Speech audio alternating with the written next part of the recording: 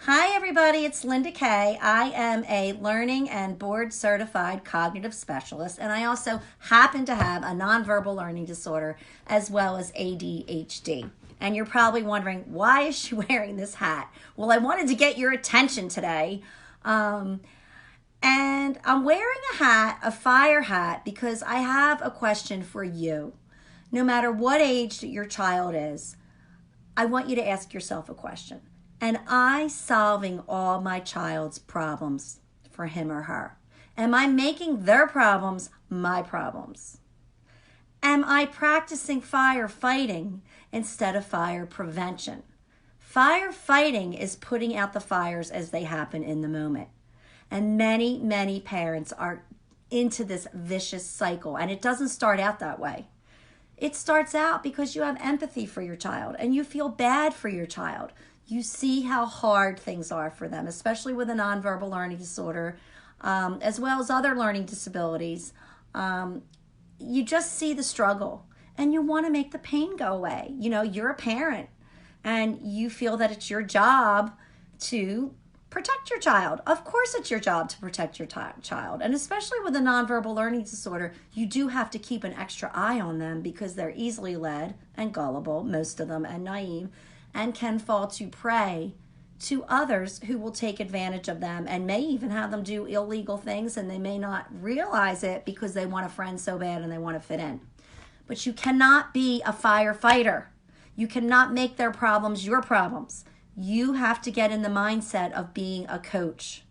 You have to guide them, be a mentor, and a teacher. Here's what happens, and I see this every day. I've been doing this for over 25 years. And I see this every single day. And I just saw Temple Grandin earlier in the week and just confirmed what I'm saying.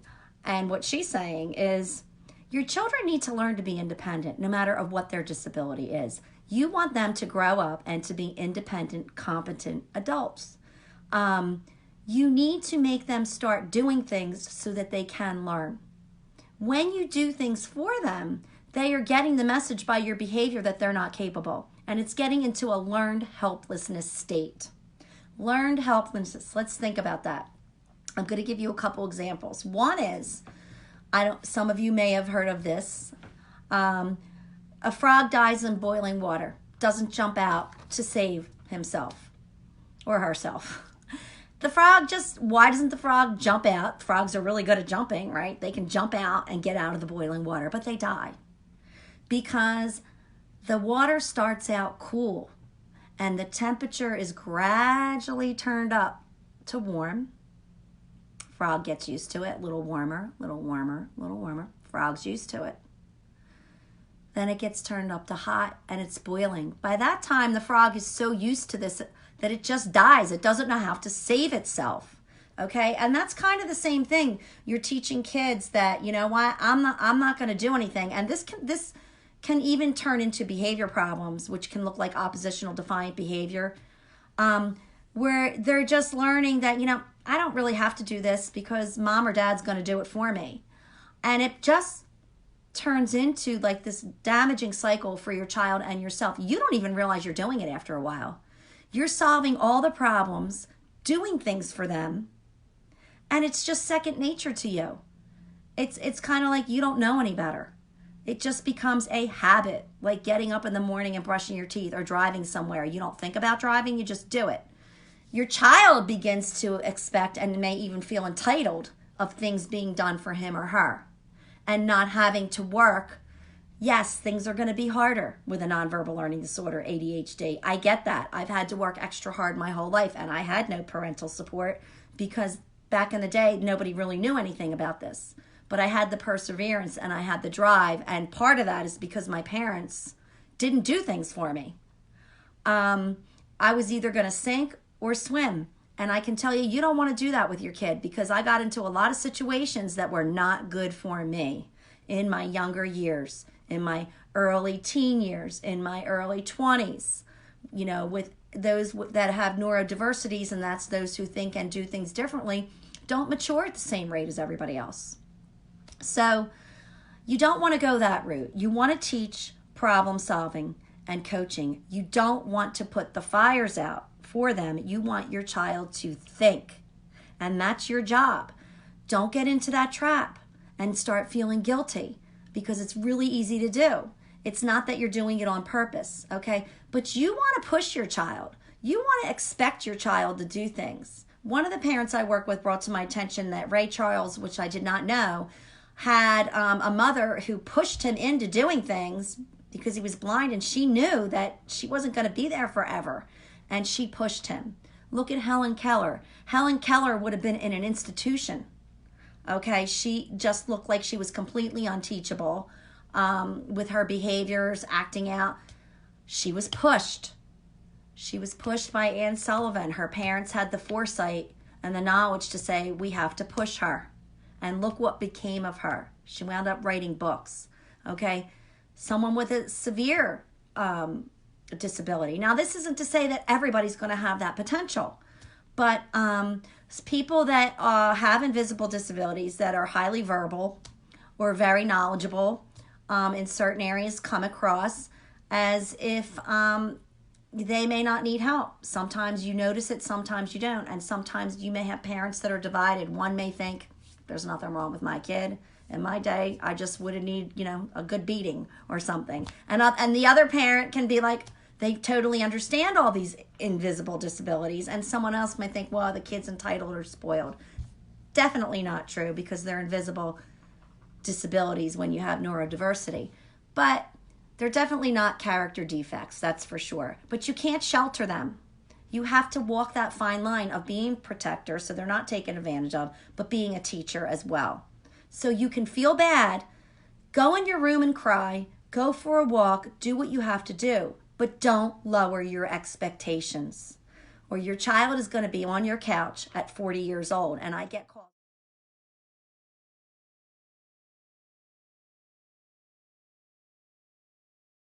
Walk, do what you have to do, but don't lower your expectations, or your child is going to be on your couch at 40 years old. And I get calls like that.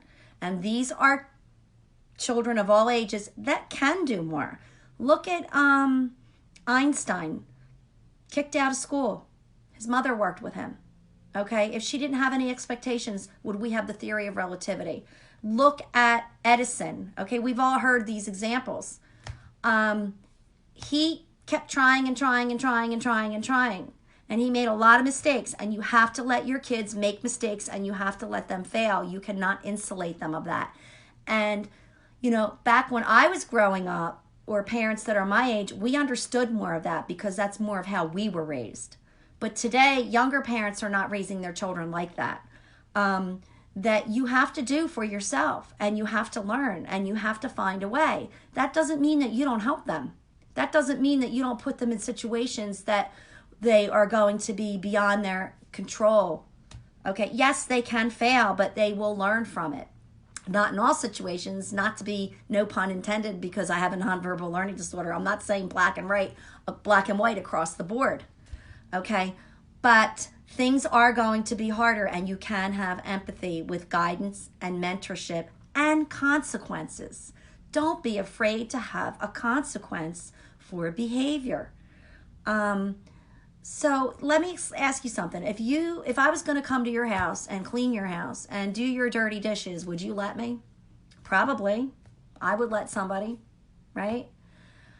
Your child's going to do what he or she can do to get their way.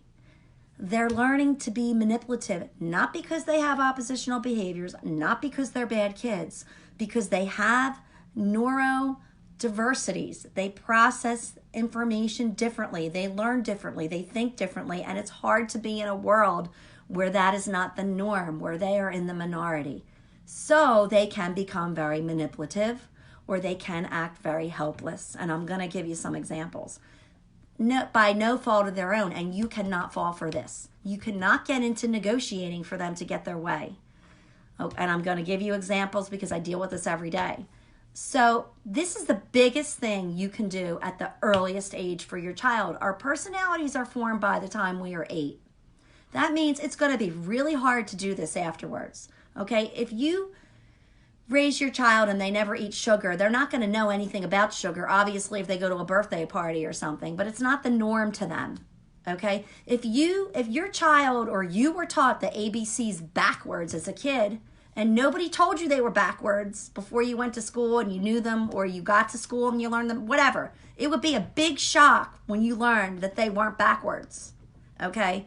So that's my point, is that you need to get them while they're young, while you have control and you can shape and mold their behavior. Because once they're a teenager and they're an adult, it's going to be really, really difficult. Not that you can't do it, but it's going to be really difficult. I'm going to tell you right now, it's easy to give in and you are exhausted. I know you're exhausted. I know you're working all day and you just want to come home and have peace. And you have a kid there at whatever age that you have to deal with that is neurodiverse. And it's really hard. It's really, really hard. You're tired. You may have your own neurodiversities.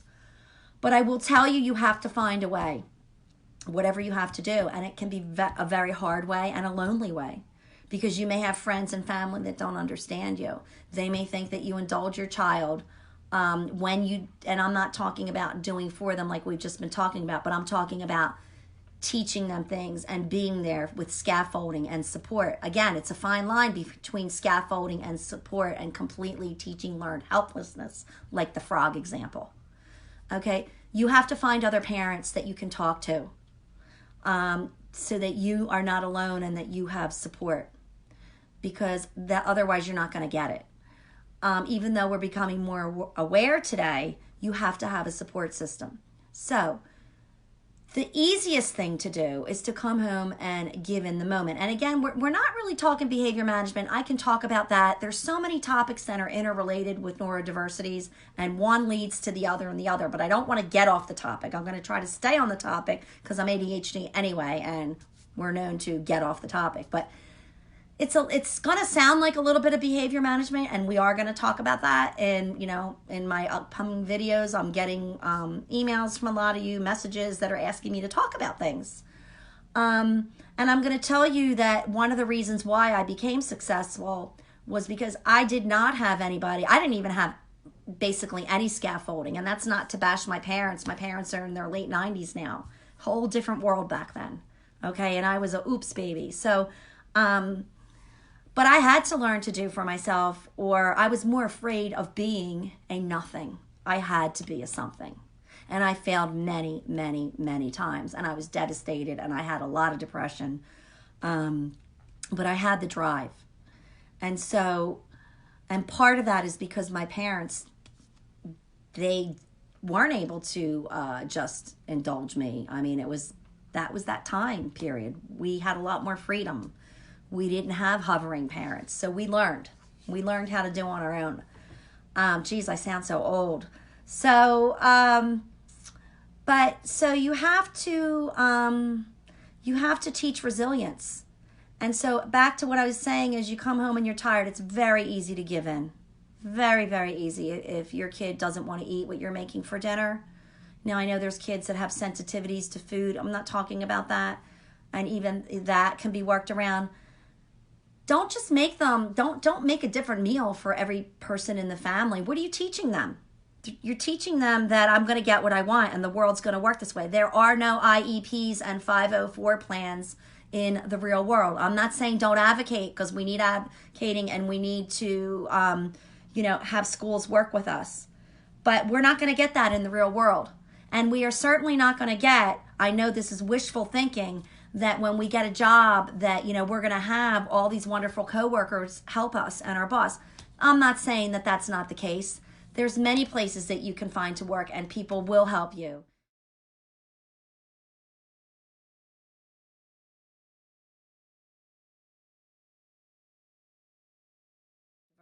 If you find the right job and you build off your strengths. And that's another thing, you have to build off your child's special interests. But more often than not, when you have an invisible disability, you're not going to get any empathy. You're not going to get any understanding, because the work world is a cutthroat place, okay? And everybody wants to get ahead. So you're at a disadvantage. If you go down, and that's a whole nother video again, to the human services and you disclose that's a really big topic, and it can be dangerous to do that. As much as we have the law on our side, it doesn't mean that it's there for us in actuality. And if they really want to get rid of you, they'll find another way. My point is not to scare you about the job force. There's many ways to work around that and to focus on your strengths and to find mentors. But more often than not, it's not a perfect world. You have to teach your children to be resilient. There are no 504s and IEP plans in the real world. But that doesn't mean that they're not going to be successful either. So me getting myself back on topic is, again, the kids are trying to get you to do things for them, and they start manipulating with you and negotiating with you. It's not a negotiation. I mean, you are in charge. You are going to have empathy. You are going to have structure, and you're going to be kind. But you're also going to push, and you're not going to allow them to not do things that they can learn to do for themselves. Yeah, I know it's easy to give in, but I want to tell you, you're going to pay now or you're going to pay later.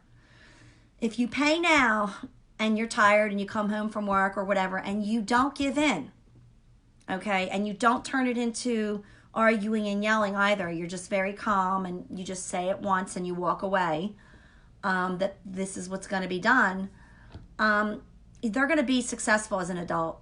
But if you give in, because it's so easy to give in the moment, it's really, really easy. You just want peace and quiet. Then it's going to be down the road, you're going to have bigger problems. You're going to have an adult body with a younger child in there not being able to be independent. You're going to have bigger problems, a lot bigger problems. You're going to be spending a lot more money.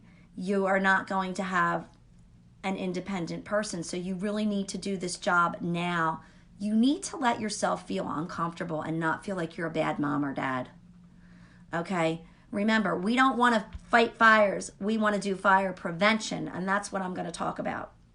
So you need to keep that in the forefront of your mind all the time, because you're not a bad parent if you have expectations. Let yourself feel uncomfortable. You're going to feel guilty. You're going to feel like shit, probably. Oh, I'm not helping him. He's not going to starve if he doesn't like what you're having for dinner. Okay? There's no reason that, not everybody has different, so obviously somebody who's really severe, with disabilities, depending on what it is not going to be able to maybe make themselves a sandwich. I'm talking about the kids that I see that are more, for lack of a better word, high functioning, and I don't like to say that, but high functioning isn't really high functioning either. We may say high functioning, but there's still a lot of struggle.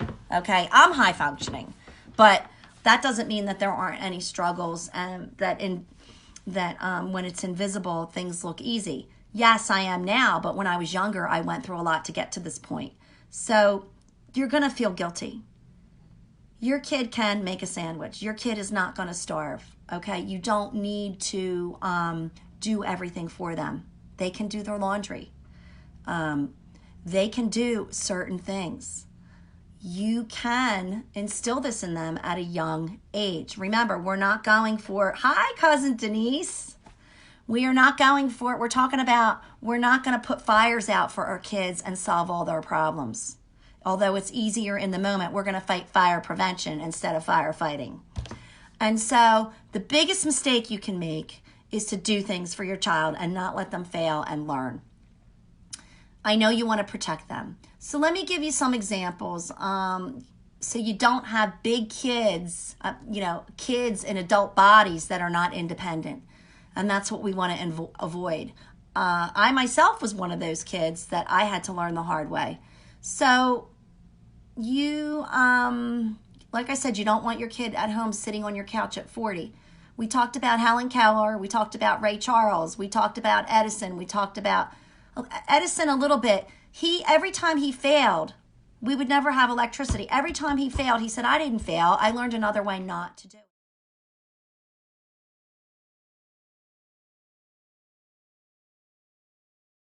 He was an independent thinker. We need to teach problem solving and thinking.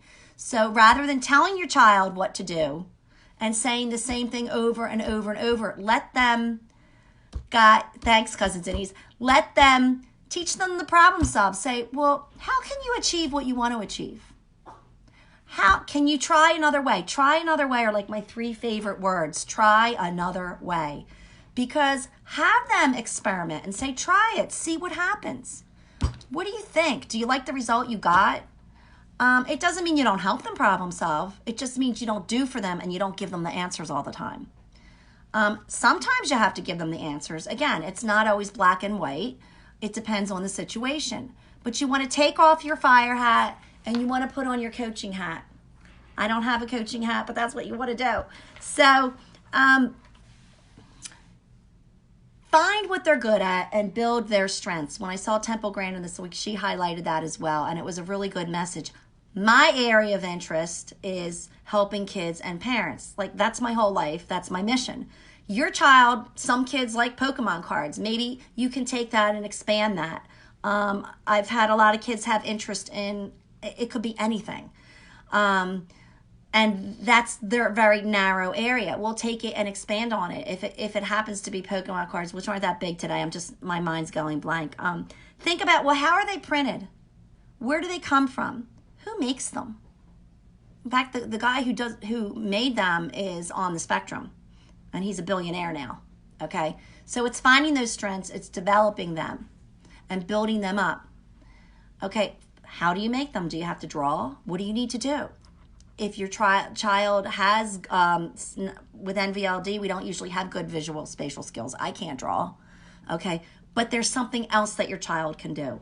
And it may take longer. It might not become evident until they're a teenager. I myself had tried so many things, and I just thought I couldn't do anything right when I was younger, that I did not have like a natural affinity or skill that was apparent at that time. So you can say to your kids, look, I know you're scared. I'm going to give you an example. I have very poor motor skills, visual spatial skills. I was scared of the ball. I hated gym. I was one of those kids that hated gym. And my mom made me go and play softball. Now, she made me go, which was a good thing, but there was no support in making me go, and that's what I'm talking about. Don't just force them to go. Give them the tools when they go, okay? So this is what happened to me. My mom would drop me off. Nobody knew I had a learning disability or nonverbal learning disorder, and I had poor visual spatial skills. Nobody knew anything then. And I would just go and hide. I would just go hide in the outfield, and the ball would come, and I'd stare at it because I couldn't catch the ball because I wasn't coordinated. I didn't even know the rules of the game. I didn't understand it. And nobody would talk to me. Nobody wanted me on their team. And I basically had no friends. So so what happened is my mom would start dropping me off, and I'd start not going, and I'd just like cut the whole thing. I don't even think my mom knows this till today. I'm going to have to tell her. And now, how would you handle that without just throwing your kid into there? And just say you have to go and forcing them? You're going to have empathy. And you're going to say, what is it that you don't like about it? You're going to ask a lot of questions. You're going to get them thinking and using their brain and problem solving. What is it? And your kid will tell you, well, I don't have any friends, or, and you really have to be like a detective. You have to ask a lot of questions to get it out of them, because they may not know exactly either. Had I had that support, now this is okay, and this is not a helicopter parent. If this happened today, it would be appropriate for a parent to talk to the coach behind the scenes and say, my child has a nonverbal learning disorder. Nobody even knows what that is today. Basically, we're starting to find more and more. That means that he or she does not know where his body is in space. That means that they are not coordinated. That means that catching a ball is going to be very difficult. That means that directing theirself, and they have executive functioning problems. But I want my child to be social. I want my child to have friends. I don't want everybody to look at my kid like we don't want them on our team. What can we do that my child can be successful? Okay? Talk to that person. Work it out ahead of time. Give them another job to do. Maybe it's, I don't know, getting everybody water. Maybe it's getting the supplies together. It doesn't have to be playing the game. It can be other parts of the game. Okay? It can be supporting the team. Okay? Then you work that out with the coach. Then you talk to your child. And you don't Let them think that you solved this whole problem for them, because they're going to have to learn how to speak up on the job, in college. A lot of kids in college do not know how to ask for the help that they are entitled to, and they do not show up for the help they are entitled to, because in college, they may be an 18-year-old, but they may be a 12-year-old emotionally, socially. With NVLD on the spectrum, ADHD, we mature much.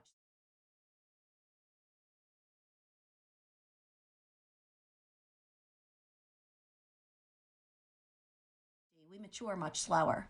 So you're going to coach your child, and you're going to role play, and you're going to videotape it, and you're going to teach them about eye contact and body language, and you're going to practice that. And then they're going to go to the coach quietly when no one's around, and they're going to say, you know what, I have a nonverbal learning disorder. I know you probably don't know what that is. And they can do this if they're 10. They don't have to say it the way I'm saying it. Could I do something else that I could do? Maybe you have another job for me.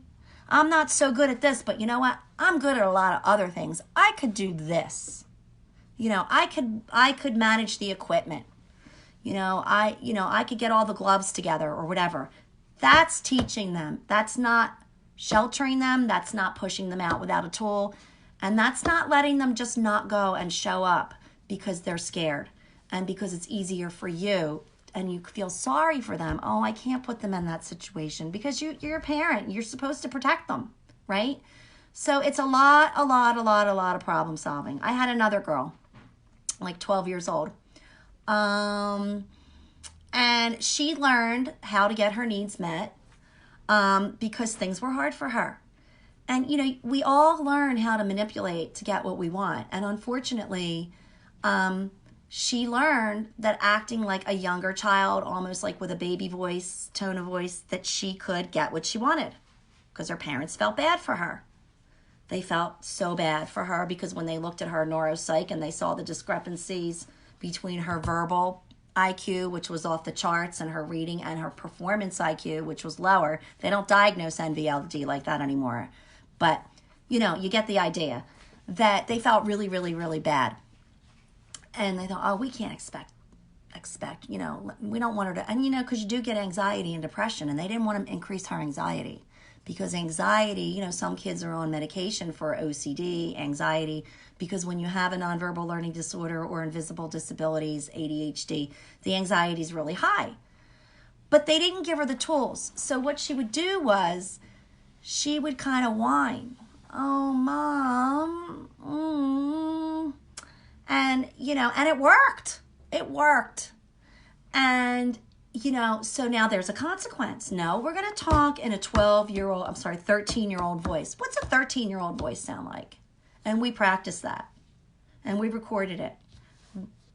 What's an 8-year-old voice sound like? Now this is the voice we expect. So if we don't get this voice, there's going to be a consequence. Okay?